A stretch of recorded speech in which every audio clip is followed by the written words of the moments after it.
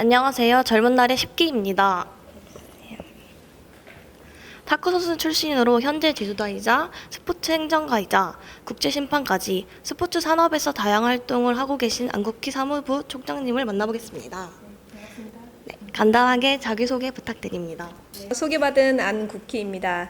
네, 저는 탁구 선수 출신이고요. 네, 학교에서 교편을 잡고 생활하고 있다가 지금은 또 세계 탁구 선수권 대회가 있어서 사무부총장 역임을 해서 지금 여기에 나와 있습니다. 네, 반갑습니다. 먼저 탁구 선수의 꿈을 꾸게 되는 계기와 과정이 궁금합니다. 네, 탁구 선수는 어릴 때 이제 뭐 집에서 또 탁구를 치는 아버지가 계셔가지고 그 영향을 받았고요. 그래서 집에서 운동하는 사람이 있는 게 자녀들에게 얼마나 큰 영향을 미치는지 이제 저를 보시면 알 수 있을 거고요. 선수로서 꿈을 꾸게 된 거는 86년, 88년도 저희가 아시안 게임하고 서울 올림픽 때 탁구가 처음 도입이 되었었거든요. 그때 이제 탁구에 대한 붐이 일었는데 거기에 편승한 사람 중에 한 명입니다. 네, 그렇게 해서 시작을 하게 됐습니다. 탁구 선수로서 가장 기억에 남았던 경기나 에피소드가 궁금합니다.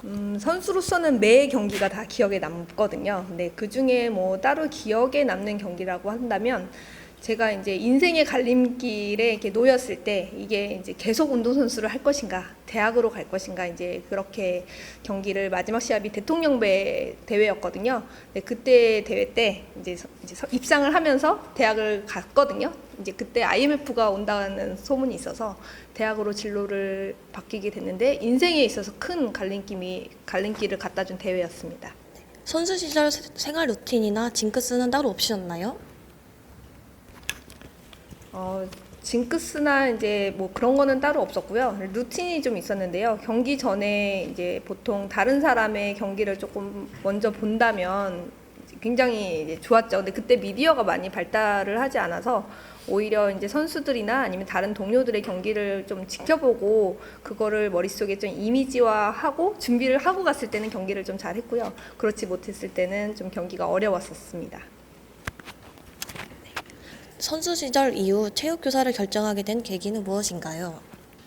네, 되게 이제 선수로 계속 프로 선수처럼 계속 갈 것인가, 이제 대학교를 갈 것인가 고민을 많이 했는데 제가 중고등학교 때 꿈이 체육교사였거든요. 그래서 대학교를 갈 때 이왕이면은 체육교육과가 있는 학교로 가고 싶다라고 생각을 했고 그렇게 해서 이제 목표지향적으로 대학교를 갔거든요. 그래서 체육교사까지 이제 진행을 하게 됐습니다. 근데 좀 아쉬움은 있습니다. 운동을 더 할 걸 하는 아쉬움도 있지만, 네, 지금 후회는 없습니다. 네. 선수 시절의 경험들이 체육 지도자가 되었을 때 어떤 영향이 있었는지 궁금합니다. 네, 운동에 대한 경험은 굉장히 지금까지도 삶에 영향을 주고 있고요. 네, 평소에 운동을 내면화해야 된다는 거는 지금도 굉장히 강추하는데 저희 학생들에게도 항상 얘기를 합니다. 이제 운동할 때 저희가 이제 많은 어려움을 겪잖아요. 힘듦도 겪어보고 어려움도 겪어보고 승부도 겪어보고 왜 누군가를 이렇게 격려해주고 내가 졌을 때 누군가를 격려해주고 내가 이겼을 때 칭찬받고 그렇지만 이게 싸움이 계속 번지지 않는 그게 스포츠라고 생각을 하거든요. 그리고 운동선수 이후에 모든 어떤 힘든 것들은 아무것도 아니더라고요. 운동할 때 너무 힘들었으니까. 네, 그래서 많은 도움이 됐습니다. 지도자로서 가장 중요하다고 생각하는 태도와 가치관은 무엇이라고 생각하시나요? 지도자의 역할은 정말 중요하다고 생각을 하고요. 선수를 만드는 것도 지도자의 역할이라고 생각을 합니다. 왜냐하면 어떤 지도자를 만나느냐에 따라서 가는 길이 또 달라지고 뭐 생각하는 가치관도 달라질 수 있고 꿈을 꾸는 방향도 달라질 수 있기 때문에 역량이 정말 필요하다라고 생각을 하는데요. 가장 필요하다라고 생각하는 거는 그 한 명 한 명의 재능을 좀 발견하는 것. 그 다음에 이제 그 한 명 한 명의 재능을 발견하기 위해서는 그 사람에 대해서 관심이 있어야 된다는 것. 그리고 이제 그렇게 하다 보면은 좀 배려 있게 이 친구가 어떤 일을 하면 잘 할 수 있겠구나. 뭘 하면은 조금 더 다양한 일을 할 수 있겠구나. 이런 것들을 조금 파악할 수 있어서 지도자가 된다고 하면 조금 모든 일에 조금 더 주의 깊게 관심 갖고 노력하는 것이 필요하다라고 생각합니다. 혹시 지도자로서 가장 인상 깊었던 제자가 있을까요? 여기서 한 명만 말하면 굉장히 네, 많은 기억에 남는데요. 그 중에 지금 독일에 가 있는 친구 제자가 있는데 그 친구는 축구를 굉장히 좋아하던 제자였어요. 네, 제가 담임을 할 때 만났던 제자였고 제가 운동선수로서 역도 감독도 하고 탁구 감독도 하고 그랬지만 이 친구는 성적이 굉장히 안 좋았거든요. 낮았는데 운동을 하면서 약간 내면화된 어떤 강인한 정신력은 좀 있었거든요. 그래서 진로를 다시 잡고 뒤늦은 나이에 이제 대학교를 갔다가 다시 한번 독일을 유학 간 친구인데요. 그 친구는 지금도 독일에서 쾰른에서 일을 하고 있고 론진사에서 일을 하고 있고 내년에 맨유로 들어가거든요. 이제 그 친구 같은 경우는 굉장히 제가 좀 공을 많이 들였던 친구이기도 하고 굉장히 기억에 많이 남는 학생이기도 합니다. 안국희 선생님께서는 김기태 선수와 항상 함께 다니시면서 지원을 해주셨는데 그 이유는 무엇인가요? 근데 거기에 선수들은 세계까지는 아닌데 전국 랭킹 1위였고요. 거기에 선수 중에 한 명은 주니어 중에서 세계 랭킹 1위를 찍는 되게 좀 훌륭한 선수들이 많이 모인 학교였어요. 근데 그 중에 한 명이 지적 장애를 가진 학생이 한 명 있었습니다. 그래서 그 학생은 이 일반적인 학생과 같이 섞이기가 굉장히 어려울 수 있는 조건에 이제 놓여 있었고 그렇지만 조금 가능성은 있었어요. 우리나라에 장애인 스포츠가 좀 자리 잡지 않았을 때 지적 11분류라는 그 판정을 받고 그 친구가 이제 운동을 했어야만 하는데 이 지적 11분류 친구들이 특성상 사람과 눈을 못 마주치고 굉장히 이렇게 카메라 프레시만 터져도 경기를 굉장히 어려워하고 모든 활동을 다 멈춥니다. 그래서 그 친구를 계속 따라다니면서 저 한 3년 정도 공을 들였었거든요. 그래서 근데 그 친구가 아시안 게임 금메달도 따고 굉장히 좋은 성적을 거둘 수 있어서 네, 굉장히 좀 많이 공을 들였던 학생 중에 한 명입니다. 지도자로서 고충이나 어려운 경험이 있을까요? 있으셨다면 극복은 어떻게 하셨을까요? 네, 매 순간 어려움이 있고요. 왜냐하면 워낙 다른 사람들이 모인 학교이기 때문에 학교는 동일한 사람이 없어요. 뭐 보시면 아시겠지만, 네, 학생들 한 명 한 명의 각각 다 개성이 다르고 그럴 때마다 이제 고민도 다르고 뭐 삶을 지향하는 목표도 다르고 하기 때문에 그 친구들하고 상담을 필수로 하게 돼 있거든요. 근데 상담을 하게 되면 그 고민이 다 저한테 오는 거예요. 그러면은 그때마다 이제 조금 학교라는 곳이 선생님들이 힘들어요. 근데 약간 감정을 내려놓으면 괜찮은데 계속 감정이입이 되다 보니까 이제 그런 부분들이 많이 힘들긴 한데 그럴 때 이제 극복하는 방법은 관련된 영화를 찾아본다든지 아니면은 선배 저랑 또 비슷한 일을 같이 겪었던 선배를 찾아간다든지 주변 동료와 얘기를 하면서 이런 것들을 또 같이 사례를 많이 들어본다든지 이러면서 감정을 조금 더 이렇게 물타기 한다든지 순화시키고 다시 한번 또 저도 심기일전하는 그런 활동들을 많이 했던 것 같습니다. 탁구 지도자로 활동하면서 선수들을 세계 대회에서 우승으로 이끌었는데 선수들을 어떻게 이끌어 가셨을지 궁금합니다. 네, 제가 잘해서 세계대회를 간 건 아니고 선수들이 잘해서 세계대회를 간 거거든요. 그리고 제가 감독으로 있었지만 실질적으로 지도를 했던 코치 선생님이 저는 훨씬 더 훌륭하다라고 생각을 하고 있고요.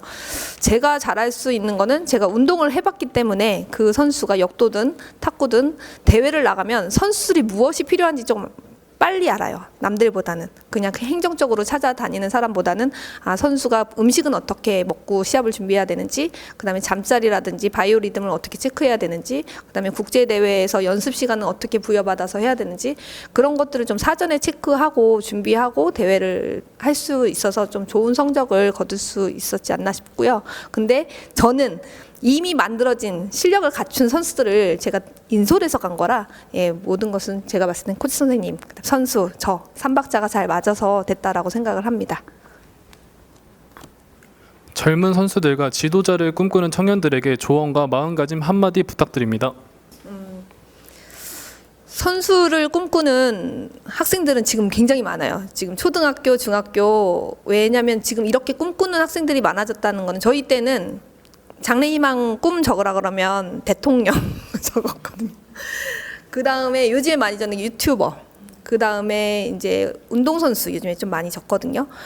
네, 그렇다라는 거는 삶이 안정됐다라고 생각을 하는데 이제 그렇지 않은 선수들도 있지만 아이들이 봤을 때는 굉장히 화려한 이면을 많이 보고 그 운동선수들을 하고 싶다라고 생각을 하는데 굉장히 힘든 과정을 겪고서 이렇게 가는 선수들이 많잖아요. 그래서 선수를 꿈꾸는 학생들에게 있어서는 희망은 갔는데 지금 이제 판이 바뀌었거든요. 스포츠의 판이 좀 바뀌었어요. 엘리트 스포츠를 좀 지향하기보다는 전체적인 공통적인 스포츠를 가고 있고 건강을 좀 중시하는 스포츠, 그다음에 생태학적으로 내가 삶과 스포츠를 연관짓는 스포츠 쪽으로 초점이 맞춰지고 있기 때문에 스포츠 운동선수를 하더라도 관련된 공부를 계속 하면서 운동선수를 했으면 좋겠고요.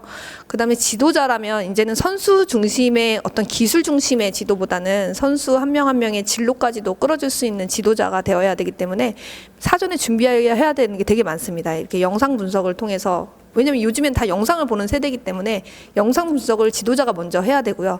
그 다음에 지도자 한 명 한 명의 요즘에 뭐 ESTP 그거 있잖아요. 그거 뭐지?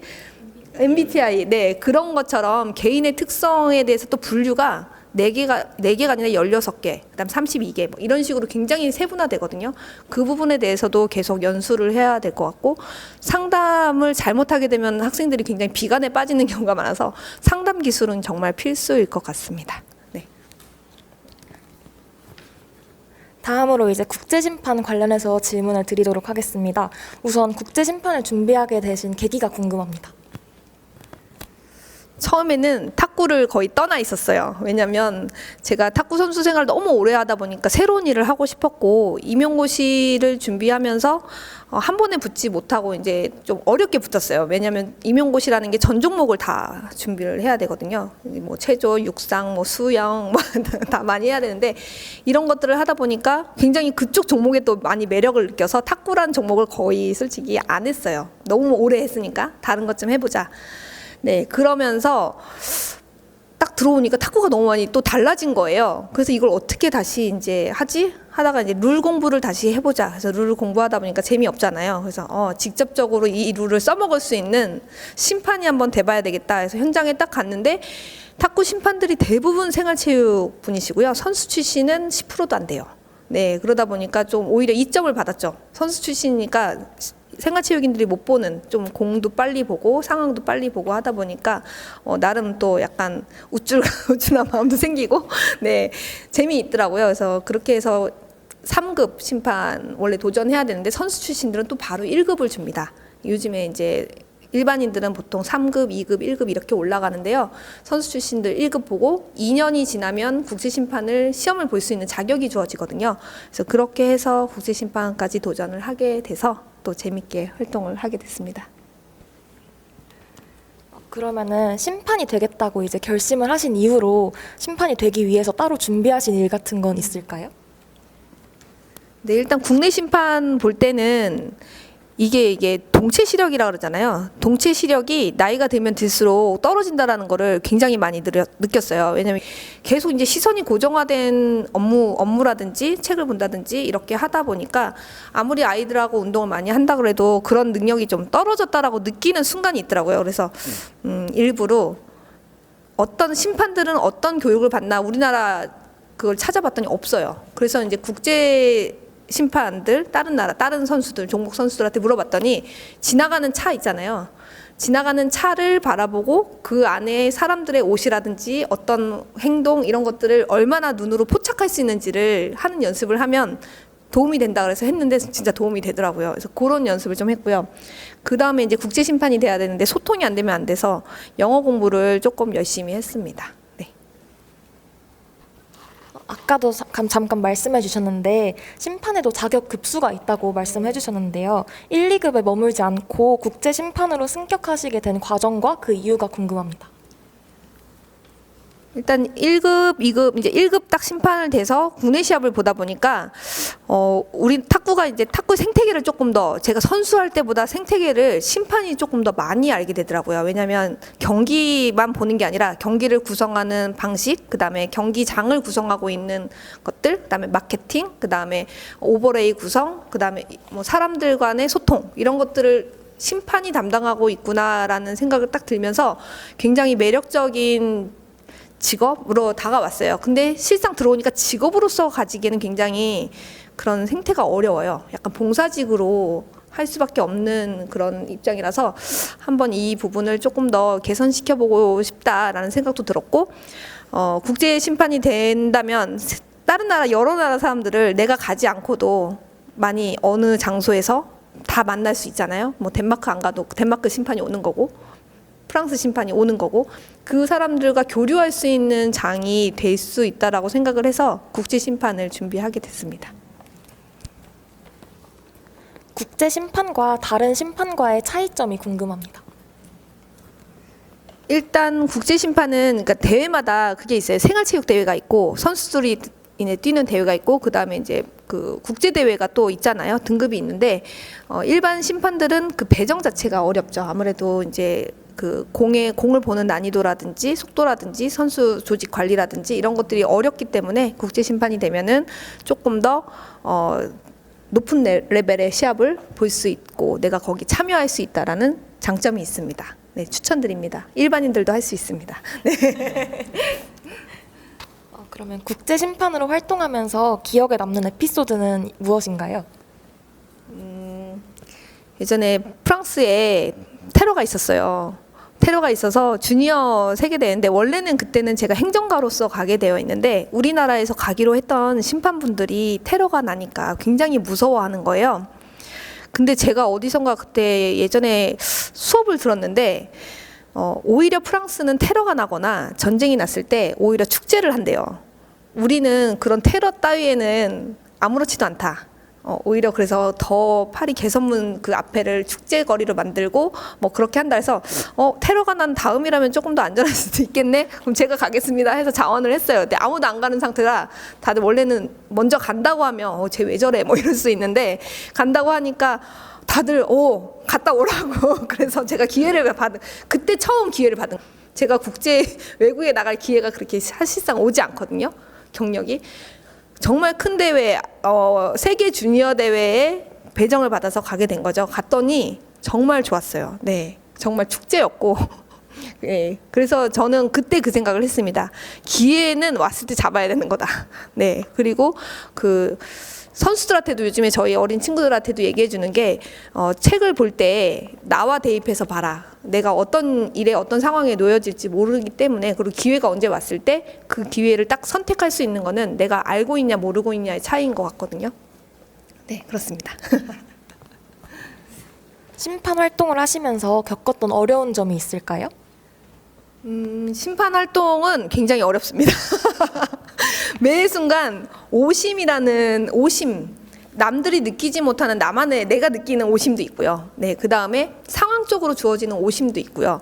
그 다음에 해외에 나갔을 때는 우리나라와 다른 문화적 차이에서 나오는 어려움도 있고요. 또 그 다음에 기계 같은 거, 우리나라는 수동적으로 넘기지만 외국 그 프랑스 아까 첫 세계대회 갔을 때는 처음 보는 전자기계를 다 누르면서 심판을 봐야 되더라고요. 그래서 그런 부분에 대해서 매 순간 적응해야 되는 거, 그리고 우리는 나이가 들어가고 있는데 지금 선수들은 나이가 어려요. 그러면은 이 선수들의 퍼포먼스라든지 어떤 그런 행동 자체에서도 굉장히 다르더라고요. 약간 문화적 격차가 조금씩 보이는구나라는 것을 느끼면서 매 순간 어렵다라고 느끼지만 재미있습니다. 국제 심판으로서 의사소통 문제는 어떻게 해결하셨는지 궁금합니다. 네. 영어를 막 잘하진 않는데요. 제가 원래 아이였거든요. 아무도 안 믿겠지만, 네, 아이였어요. 근데 학교 교사가 되면서 성격이 바뀌더라고요. 워낙 많은 사람들하고 내가 먼저 말하지 않으면 학생들 말하지 않으니까. 그때 느낀 거는 언어적 의사소통보다 비언어적 의사소통이 훨씬 더 크구나라는 것을 좀 많이 느꼈고요. 그래서 외국인도 별 차이 없겠지 하고 그 프랑스 갔을 때 그냥 갔어요. 갔는데 어느 정도 조금 그냥 기본적인 거 하고 가고, 그다음에 바디랭귀지가 70% 이상 차지한다라는 연구 결과를 본 적이 있거든요. 그래서 갔을 때 관련된 거 단어 얘기하고 몸짓으로 제스처로 말하면 다 소통이 되더라고요. 그래서 지금은 그 이후로는 갔다 와서 더 열심히 했지만, 네, 그때는 굉장히 어려웠습니다. 네. 심판으로서 책임감과 오심에 관해서는 어떻게 생각하시나요? 네, 매 심판이라는 게 이제 젖지잖아요. 약간 이게 그 판정관, 네, 이 안에 내 시합은 내가 주관하는 주관자의 역할이기 때문에 굉장히 그거에 대한 책임감은 당연히 이제 가져야 되는 의무인 거거든요. 의무. 이제 그 다음에 오심은요. 네, 오심은 굉장히 많이 나와요. 오심이 나올 수밖에 없어요. 그리고 오심이라고 판정하는 게 카메라가 이렇게 지금 이렇게 보잖아요. 그럼 이렇게 정면을 봐요. 근데 경기장에 가보면 정면으로 보는 카메라가 있고 측면으로 보는 카메라가 있고 보는 각도에 따라서 굉장히 이게 오심이 아닌데도 오심이라고 판정하는 경우도 있고 그러면은 방송을 보시는 분들이 그 현장을 비난하는 게 아니라 심판을 비난합니다.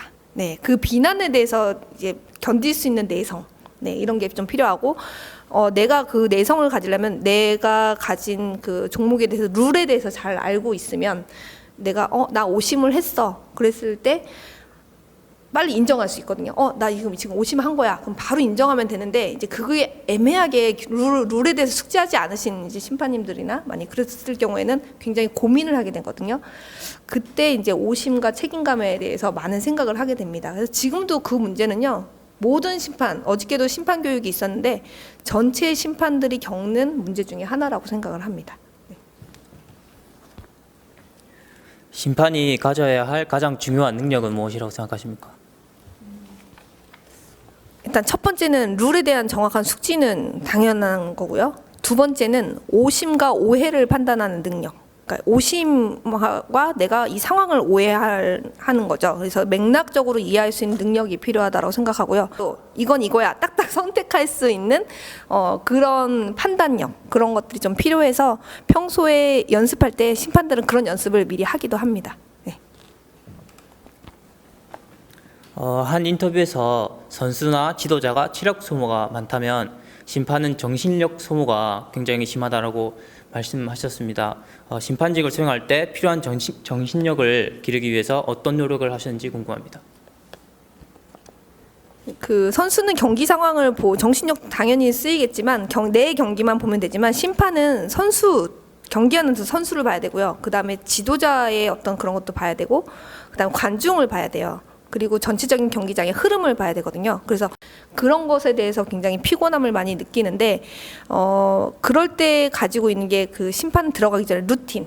네, 그거를 잘 가지고 가는 게 중요하다라고 생각을 하고 그리고 어떤 일이 발생을 했을 때 이게 내가 잘못한 게 아니라 상황적인 요인에서 잘못된 것이라면 그거를 내가 가져가는 게 아니라 감정 쓰레기통에 이제 버려버리는 거죠. 다른 데다 버리고 바로 딱 잊어버리는 거.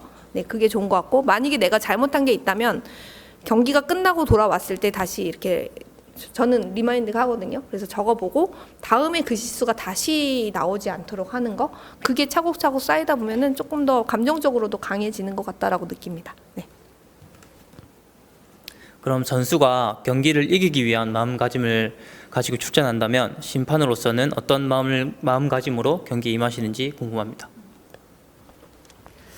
심판을 처음 봤을 때는 무조건 오심을 그러니까 선수들의 폴트를 잡아내야지. 약간 그런 마음으로 이제 했는데 심판의 경력이 좀 더 쌓이면서 느낀 거는 이 두 선수들이 어떤 선수들이 경기를 편안하고 자기의 기량을 잘 끌어낼 수 있도록 편안하게 만들어주는 게 심판의 역할이구나 이제 이런 것들을 조금 더 많이 느끼게 되고요. 네, 그런 현장에 대한 감각, 네 그런 것들을 준비하기 위해서 그게 제일 많이 좀 중점을 두고 있는 것 같습니다. 심판을 준비하고 있는 사람들에게 해주고 싶은 말이 있을까요? 일단은 직업적으로 그러니까 우리 탁구 종목뿐만 아니라 많은 종목들이 상임 심판 제도를 가지고 있는 종목들이 있고 아닌 종목들이 많이 있어요. 근데 상임 심판은 매달 월급을 받고 이제 진행을 하지만 나머지 심판분들은 거의 봉사직이거든요. 그래서 직업으로 갖기보다는 내가 다른 일을 하면서 나의 어떤 내가 좋아하는 종목에 조금 더 가까이 가고 싶다 하면은 심판을 꼭 경험할 것을 좀 추천하고요. 만약에 심판으로 직업을 갖고 싶다 그랬을 때는 그냥 단순 심판보다는 TD라든지 아니면은 레프리라든지 조금 더 높은 단계 기술적으로도 보고 경기 행정가로서 심판 역할을 볼 수 있도록 준비해서 심판에 도전하면 좋을 것 같다라는 생각을 했습니다. 지금부터는 스포츠 행정가에 관련된 질문을 드리겠습니다. 일단은 기회가 조금 빨리 아까 기회가 왔을 때 좀 잡았을 때 여러 가지 경험들이 제가 이제 행정가를 꿈꾸게 된 계기인 것 같고요. 제가 처음에 체육 교육을 전공을 했는데 그 다음에 전공한 게 경영이거든요. 경영 마케팅을 이제 제가 전공을 했어요. 이제 그쪽 분야로 하면서 이게 스포츠가 단순히 스포츠 하나가 아니라 굉장히 사회의 여러 분야와 산업과 연결될 수 있는 게 굉장히 많구나. 그리고 그 융합을 시키고 하려면 내가 직접적으로 행정가로 들어가 봐야 되겠다. 직접적으로 좀 역할을 해보고 싶다라는 생각이 들어서 계속적으로 여기 진흥공단, 국민체육진흥공단에 있는 모든 교육 과정을 다 들었습니다. 들으면서 교육을 받으면서 이게 필요하구나. 라는 것을 느끼게 되면서 행정가로서 조금 더 이제 새내기죠. 아직도 와보니까요. 배울 게 굉장히 많고요. 분야가 너무 다양하고요. 재미있는 게 굉장히 많습니다. 굉장히 추천드립니다.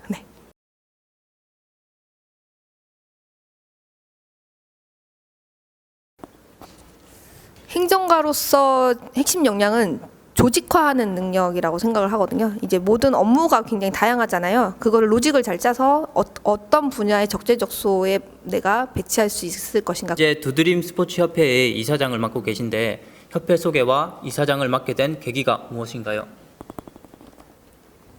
이렇게 말을 듣다 보니까 굉장히 다양한 곳에 활동을 하고 있는 것 같은데, 두드림 스포츠라는 단체는 은퇴 선수들이 모인 단체거든요. 그러니까 이게 저희 탁구만 있는 게 아니라 펜싱, 남현희 선수도 들어와 있었고, 그 다음에 리듬 체조도 들어와 있었고, 뭐 지금 신수지 선수라든지, 그 다음에 브레이킹 댄스도 들어와 있고, 이게 여러 종목들의 은퇴 선수들도 들어와 있고요. 현역 선수들도 몇 분 들어와 있어요. 근데 사실상 저희는 은퇴 선수들에 초점을 맞춘 단체고요. 이 단체가 우리가 여태까지 배워온 그런 달란트를 조금 나눔 활동을 해보자 해서 봉사 쪽에 좀 초점을 맞추는 단체고요. 두 번째는 이제 시니어 활동, 이쪽도 봉사긴 한데 카테고리를 좀 나눴어요. 유아체육이랑 그다음에 약간 사회적 취약계층이지만 장애인 체육, 그다음에 시니어 체육, 여성 체육. 이렇게 분야를 좀 나눠가지고 활동을 하고 있는 단체고요. 이번에 저도 지금 많이 다치긴 했는데 한강에서 이번에는 포일 행사, 이제 윈드서핑이랑 포일 이런 것도 대회도 하거든요. 그래서 다양한 대회를 대한체육회 사업이라든지 진흥공단 사업이라든지 서울시 체육회 사업이라든지 공모가 떴을 때 그 공모를 같이 신청을 하고 인벌브해서 같이 각각 다른 종목이 하나의 종목을 같이 한번 해보는 그런 행사들을 많이 하는 단체입니다. 재미있습니다. 관련해서 두드림 스포츠는 스포츠와 관련된 다양한 가치를 전달하고 있는데 이사장으로서 가장 우선시하는 가치는 무엇인가요? 일단 처음에 들어오실 때는 자기 이익을 위해서 들어오세요. 이제 나를 발전시키고 싶다라는 생각이 들어오시는데 그게 나쁜 건 아니더라고요. 나를 발전시키고자 하는 사람은 나를 발전시키고자 할 때 누군가가 필요하다는 걸 알아요. 그래서 이제 같이 이렇게 활동을 하다 보면은 남과 같이 하는 활동, 그다음에 남을 도와주는 활동 속에서 내가 찾아가는 게 많기 때문에 이제 이 활동 자체가 가치가 있는 것 같고요. 이제 이런 활동 자체를 지금은 은퇴 선수들이 하고 있지만 저는 지금 이렇게 서포터즈단 이렇게 활동하시잖아요. 이런 젊은 친구들이 오히려 이런 활동들을 좀 다양하게 기회가 부여가 된다면 더 잘할 수 있을 것 같고 젊은 감각으로 굉장히 잘할 수 있을 것 같습니다. 두드림 스포츠에서 활동하며 가장 보람찬 경험과 어려웠던 상황은 무엇인가요? 탁구 종목만 했으면 굉장히 편했을 텐데 이게 종목이 너무 다양해요. 그러니까 되게 재밌긴 해요. 안 해봤던 종목을 다 해보니까 이것도 해보고 저것도 해보고 좋긴 한데 이렇게 새로운 대회, 작년엔 볼링 대회를 했었고 그다음에 올해는 이제 포일 한강에서 르네상스 한강이라는 행사를 하는데 새로운 종목의 룰을 숙지해야 되고 또 종목의 어떤 뭐 볼링장의 패턴이 다 다른지 이제 이런 것도 알았고 이제 그런 경기를 하면서 새로운 것을 배워가는 거는 참 재밌다 이제 느끼는데 이제 너무 이게 또 새로운 걸 배우는 거에만 또 추구를 하다 보면은 너무 이게 욕심이 되더라고요. 너무 과부하도 걸리고 그래서 요즘에 그 절충선 그 약간 중간을 맞추는 것을 좀 하고 있고요. 그런 게 좀 제일 어려운 것 같아요. 종목에 다양한 사람들이 은퇴한 사람들이 들어오다 보니까 우리 종목 해주세요. 테니스 대회 하고 싶어요. 한강 뭐 이런 수상 종목 하고 싶어요. 이렇게 왔을 때 그런 것들을 적절히 조율하는 것도 조금 힘든 것 같고 새로운 종목에 적응하는 것도 힘들고 근데 재미는 있습니다.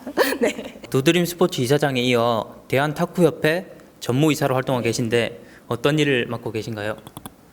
네, 모든 일이 다 탁구 쪽으로 연결되어 있어서 전무이사로서 지금 전체적으로 스포츠 지금 이제 탁구 쪽 생활체육, 그다음에 전문체육, 그다음에 국제심판 전체적으로 같이 이렇게 매니징하고 도움 주는 역할을 하고 있습니다. 네. 탁구와 관련된 여러 활동을 이어왔는데 과거와 현재까지 가장 크게 느꼈던 보람은 무엇인가요? 일단 운동을 할 때는 탁구가 그냥 힘들고 너무 어렵고 뭐 운동 자체가 굉장히 나만 잘한다고 되는 게 아니라 많이 혼나기도 하고 어렵잖아요. 근데 그 운동에 대한 가치를 잘 몰랐거든요. 근데 오히려 이렇게 바깥에 좀 떨어져서 이제 보다 보니까 이 탁구가 굉장히 가치가 있는 종목이구나라는 것을 많이 느끼게 되고요. 왜냐하면 부상의 위험도 별로 없고요. 그다음에 도구나 이런 것들이 딱 ESG 경영에 딱 맞춰져 있어요. 굉장히 친환경적이고, 그다음에 일본 같은 경우 도토리현에서 130세 이상의 노인들이 탁구를 치면서 치매 예방을 하는 연구 결과도 있거든요. 이제 그런 것들을 보면서 아, 우리나라도 이제 고령화가 되고 있는데 이 노령화 사회에서 탁구가 굉장히 큰 역할을 할 수 있겠구나라는 생각도 들고, 이런 가치 때문에 더 매력을 느끼고 앞으로 더 발전할 것이라고 생각을 하고 있습니다. 현재 2024 부산 세계 탁구 선수권 대회를 준비하고 계신데 가장 기대되는 부분은 무엇인가요? 그리고 간단한 대회 소개 부탁드리겠습니다. 2024 세계 탁구 선수권 대회는 우리나라에서 처음 열리는 세계 탁구 선수권 대회고요. 우리가 86, 88 다 치러봤잖아요. 아시아 선수권, 올림픽 다 치러봤지만 이 대회는 정말 어렵게 치러졌습니다. 왜냐하면 2020 때 코로나가 있었잖아요. 대회를 부산에서 하기로 했는데 하루 전에 이게 취소가 됐어요. 그래서 굉장히 많은 손실도 있었는데 다시 재유치를 통해서 부산에서 백스코라는 곳에서 치르게 된 대회이고요. 이 대회에 대해서 이제 굉장히 올림픽 출전권이 걸려 있기 때문에 많은 각국에 있는 선수들이 다 올 거고요. 또 이 대회 때는 또 다른 대회와 다르게 단체전, 그러니까 경연제로 하거든요. 개인전이 있는 해가 작년이었다면 올해는, 그러니까 2024년은 단체전, 그 다음에는 뭐 개인전, 또 그 다음에는 단체전, 이렇게 경연제로 이어가는데 단체전이 열리는 해고 남자 팀 40, 여자 40팀 이렇게 나와서 경쟁을 하게 되고요.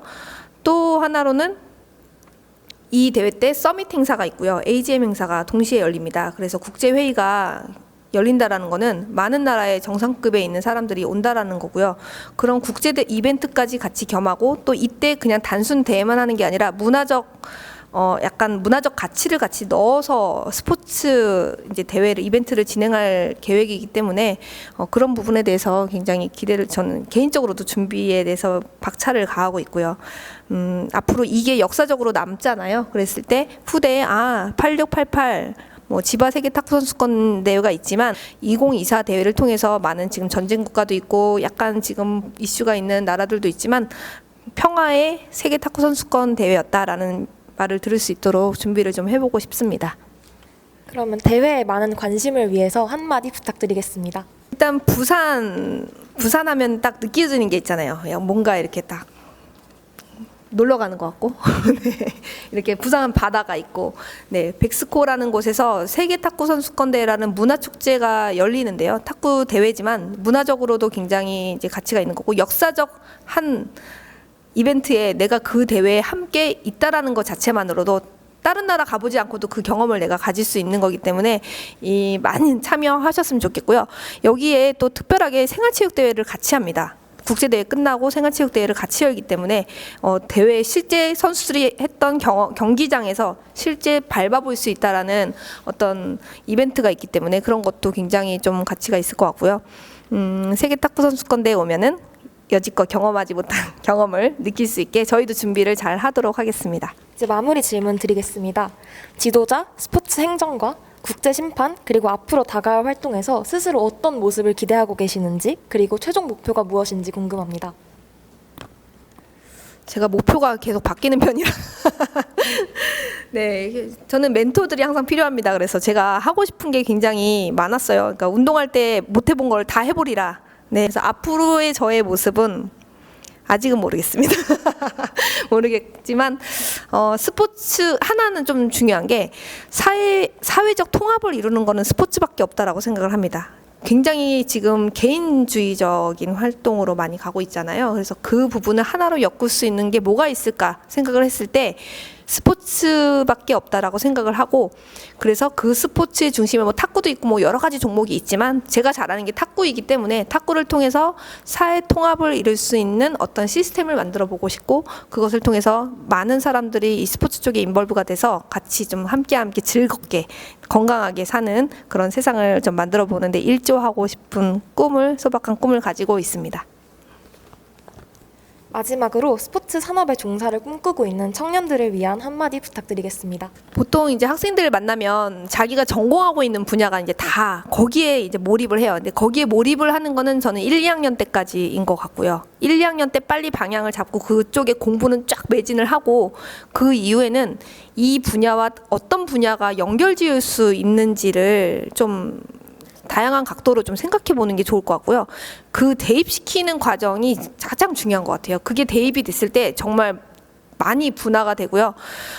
그 분화할 수 있는 것 중에 하나가 스포츠가 가장 또 만만합니다. 만만하고 또 재미있게 할 수 있고, 네, 그래서 이쪽 분야를 생각하고 있거나 아니면은 관심 있다 생각하시는 분들은 다양하게 사고하고 다양한 사람을 많이 만나보고 이렇게 스포츠 이벤트에 직접 참여해보라는, 네, 조언을 하고 싶습니다.